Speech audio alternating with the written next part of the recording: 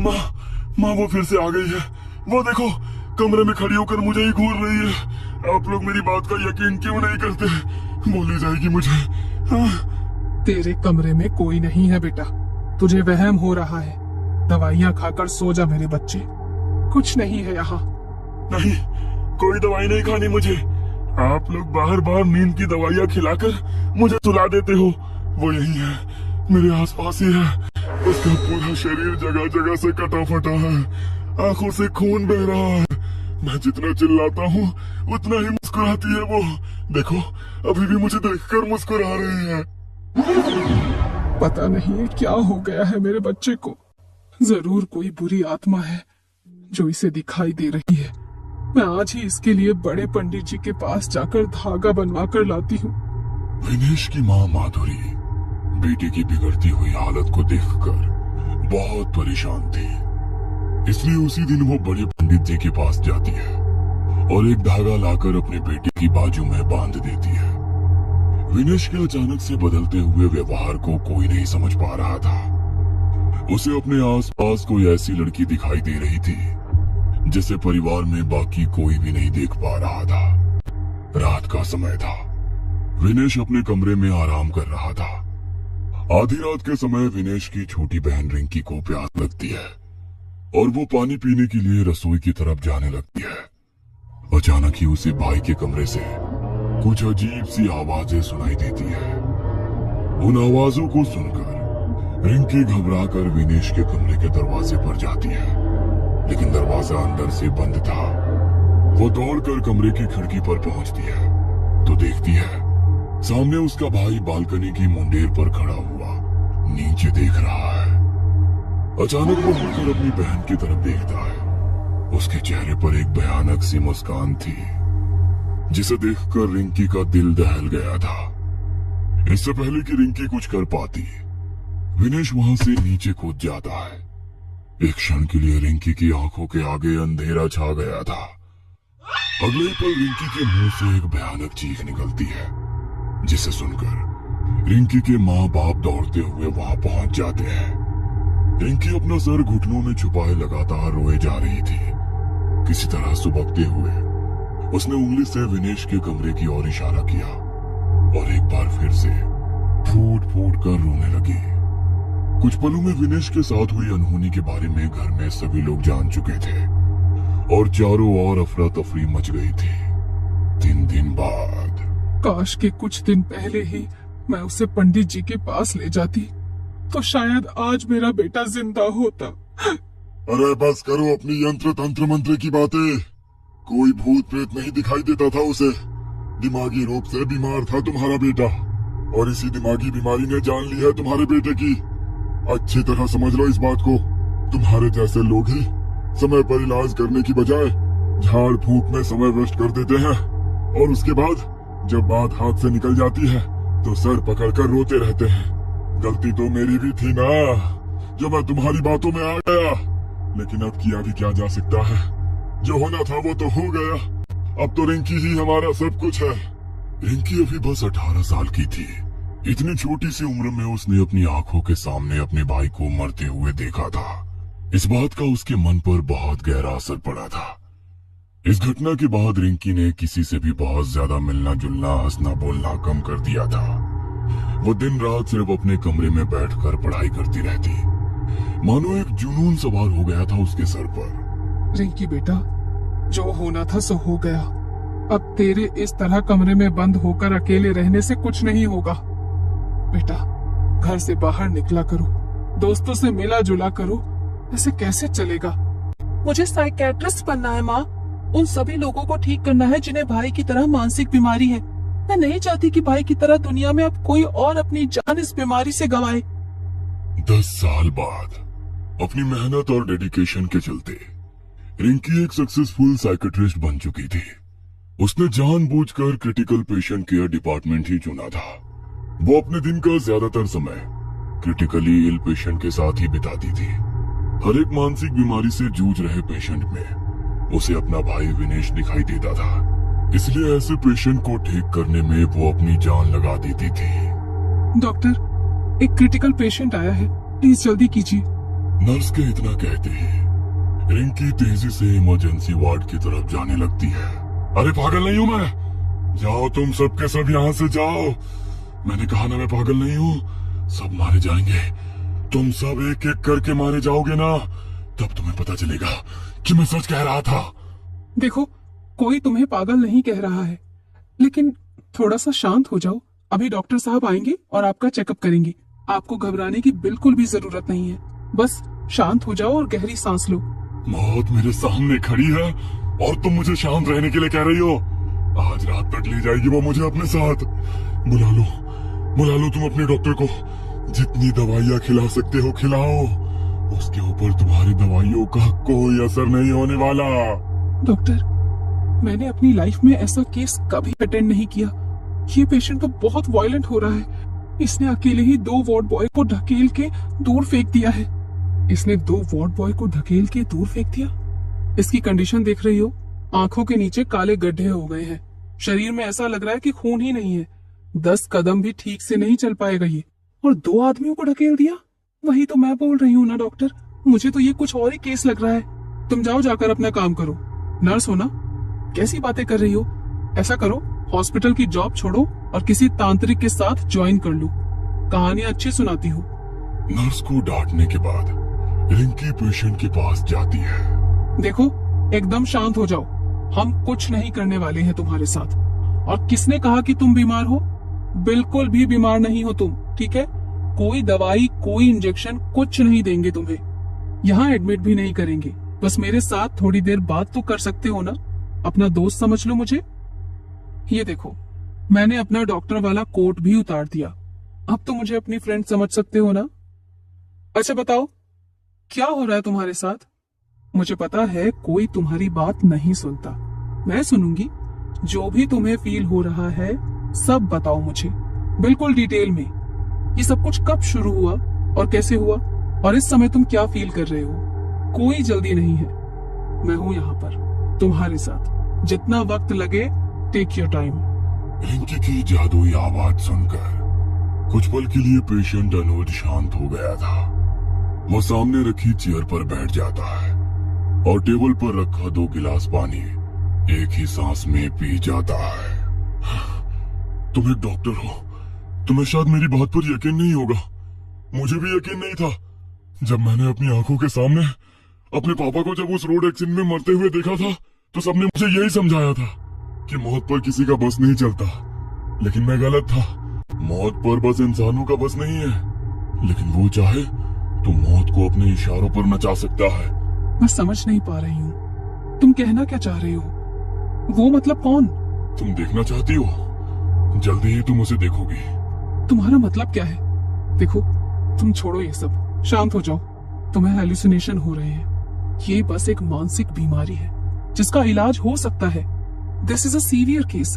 मेरी मानिए तो आप कुछ दिन के लिए एडमिट हो जाइए। मुझे एडमिट करोगे तुम? हाँ?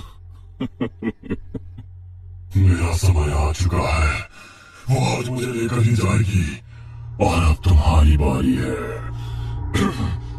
इतना कहकर अनुज कांच के गिलास को टेबल पर दे मारता है और उसके नुकीले सिरे से एक ही झटके में अपनी गर्दन को मुस्कुराते हुए काट देता है। अनुज के गले से खून का फवारा छूट रहा था, लेकिन वो अभी भी मुस्कुरा रहा था। अगले ही पल उसने उसी नुकीले कांच से अपने चेहरे को बुरी तरह से काट पीट दिया था। उसका पूरा मुंह खून से लथपथ हो चुका था, लेकिन वो अभी भी लगातार रिंकी की तरफ देखकर अजीब तरह से मुस्कुरा रहा था। अपने इतने साल के करियर में उसने आज पहली बार इतना खून देखा था। अनुज को जमीन पर खून से लथपथ देखकर उसे बरसों पहले अपने भाई की मौत के दृश्य याद आने लगे हैं। एक पल के लिए रिंकी की आंखों के आगे अंधेरा छा गया था। चारों तरफ सन्नाटा और अंधेरा था। उसे मध्यम सी रोशनी में जमीन में खून से लथपथ अपना भाई विनेश पड़ा हुआ दिखाई देता है, जिसे देखकर वो कांप उठती है। रिंकी की आंखें खौफ से फटी हुई थी। हकलाते हुए वो विनेश को जोर जोर से हिलाने लगती है। भैया, विनेश भैया, जमीन पर पड़ा हुआ विनेश अपनी आंखें खोल देता है और उसके खून से सने चेहरे पर एक डरावनी मुस्कान दिखाई देती है, जिसे देखकर रिंकी डर कर पीछे हट जाती है। अचानक ही नर्स और वार्ड बॉय कमरे के अंदर आते हैं और अनुज को खून से लथपथ देखकर डर जाते हैं। डॉक्टर आप ठीक तो है ना? आपके ऊपर हमला तो नहीं किया ना उस पागल ने? नहीं, मैं ठीक हूँ, तुम परेशान मत हो। अभी कुछ देर पहले घटी सारी घटना एक के बाद एक उसकी आंखों के सामने घूम रही थी। बार बार उसे अनुज और विनेश के खून से सने मुस्कुराते चेहरे नजर आ रहे थे, जिसके कारण वो बहुत असहज महसूस कर रही थी। रिंकी खुद को संभाल नहीं पा रही थी। हॉस्पिटल से निकलकर वो सीधा अपने घर पहुंचती है और फिर एक कप कॉफी पीने के बाद सीधे अपने बिस्तर पर पहुंच जाती है।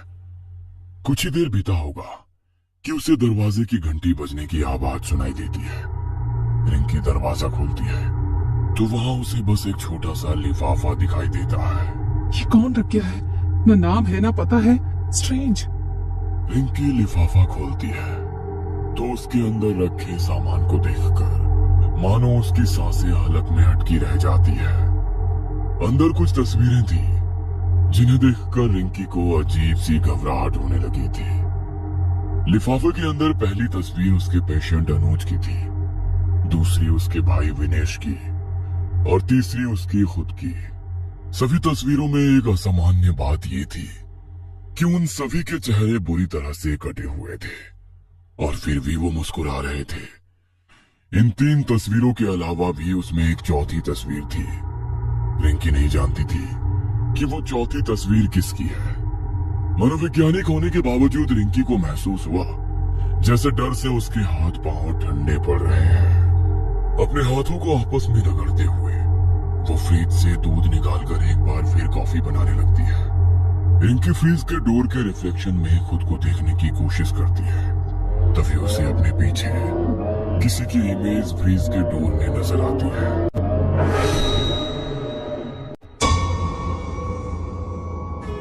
ये कहानी आपको अच्छी लगी हो तो हमें सब्सक्राइब करें, हमारा इंस्टाग्राम और फेसबुक पेज जरूर फॉलो करें और हाँ दोस्तों, सब्सक्राइब करना भूलना मत। हेलो फ्रेंड्स, मेरा नाम महविश है। ये कहानी उस वक्त पेश आई जब मैं 14 साल की थी और अपनी माँ और 3 बहन भाइयों नेहा, विरोन और डेविड के साथ रह रही थी। हम स्लाओ इंग्लैंड में एक छोटे से घर में रहते थे। हमारा घर एक छोटे से पार्क के बिल्कुल करीब था, जिसमें एक स्लाइड, मंकी बार्स और सिर्फ एक झूला था, जिसे एक पुराने बलूत के दरख्त के साथ लगाया गया था। इन चीज़ों को अपने माइंड में रखिएगा। मुझे और नेहा को बाहर जाना और हर वक्त एक साथ काम करना पसंद था और उसकी बड़ी बहन के तौर पर मैंने खुशी खुशी उसकी मदद की कि वो कुछ सैर व तफरीह के लिए घर से बाहर निकले।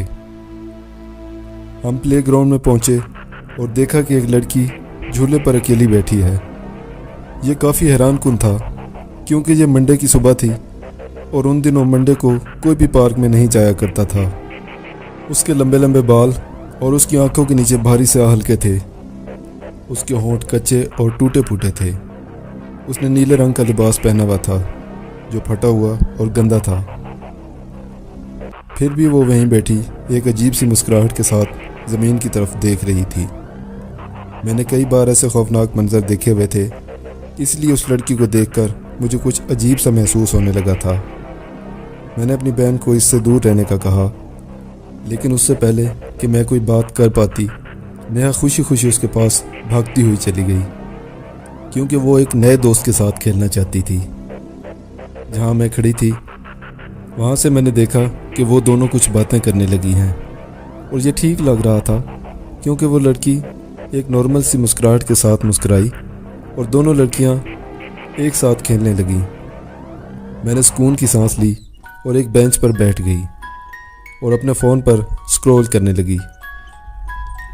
यहाँ तक कि चंद घंटों बाद मुझे अपनी माँ का फ़ोन आया, जिसने मुझे बताया कि घर आने का वक्त हो गया है। मैंने नेहा को बुलाया और उसने अपनी दोस्त को बाय कहा। जब उसकी नई सहेली ने अलविदा किया और हमें पार्क से निकलते देखा तो उसके चेहरे पर मुस्कुराहट थी। हमने उसे वहीं पर छोड़ दिया और घर को चल दिए। फिर नेहा अपनी दोस्त के बारे में बात करने लगी जब मैंने घर जाते हुए उसका हाथ थामा हुआ था। उसने मुझे बताया कि उसका नाम शानजे है और वो भी पार्क से ज़्यादा दूर नहीं रहती। मगर इंटरेस्टिंग बात यह थी कि मैंने उसे पहले कभी नहीं देखा था, जबकि हम लोग इस इलाके में काफ़ी अरसा से रह रहे थे। लेकिन मैंने सोचा कि जो कोई भी हो, मुझे उसके बारे में सोच कर क्या करना है। हम चले जा रहे थे जब अचानक मुझे लगा कि मेरी बहन ने मेरा हाथ छोड़ दिया है और मेरे साथ चलना बंद कर दिया है। मैंने उसकी तरफ मुड़कर देखा तो वो दूसरी तरफ मुड़कर हिल रही थी और आहिस्ता आहिस्ता उसकी शक्ल पीली हो रही थी। उसका मुंह खौफ के मारे सख्ती से बंद था। मैंने उसको थोड़ा सा क्रॉस करके देखा और उसके पास गई और पूछा कि वो क्या देख रही है। जब मैंने अपना सर उसकी तरफ मोड़ा जिस चीज़ को वो देख रही थी, तो मैंने वहाँ जो भी देखा मेरा तो खून ही ठंडा हो गया। उस लड़की का पोस्टर एक खंबे पर लगा हुआ था जिस लड़की को हमने पार्क में देखा था। उसने वही नीला लिबास पहन रखा था जो उसने पार्क में पहना हुआ था और उस पोस्टर पर मर्डर लिखा हुआ था और उस पोस्टर पर तस्वीर के साथ एक नंबर भी लिखा हुआ था जो कि उस लड़की के पेरेंट्स का था। मैं सोच में पड़ गई कि अगर लड़की मर गई थी तो हमने पार्क में किसको देखा। मैं अपनी बहन के साथ घर पहुंची और अपने भाइयों को इस वाक़ये के बारे में बताया, मगर वो तो हम पर हंसने लग गए और हमें पागल कहा। मैंने उस लड़की के पेरेंट्स के नंबर पर फ़ोन किया तो पता चला कि उनकी बेटी इसी पार्क में मुर्दा पाई गई थी। किसी ने इस छोटी बच्ची को मारा पीटा और किसी तेज धार आले से उस पर वार कर दिया। फिर उसकी लाश को बलूत के दरख्त के साथ झूले से लटका दिया। वो 2 हफ्ते पहले मुर्दा पाई गई थी।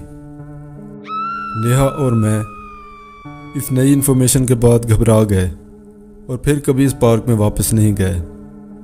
इस वाक़ये के बाद हम फ़ौरन वहाँ से चले गए, लेकिन इतने साल गुजरने के बाद भी नेहा और मैं इस वाक़ये को और नीला लिबास पहने हुए इस लड़की को नहीं भूल सकते।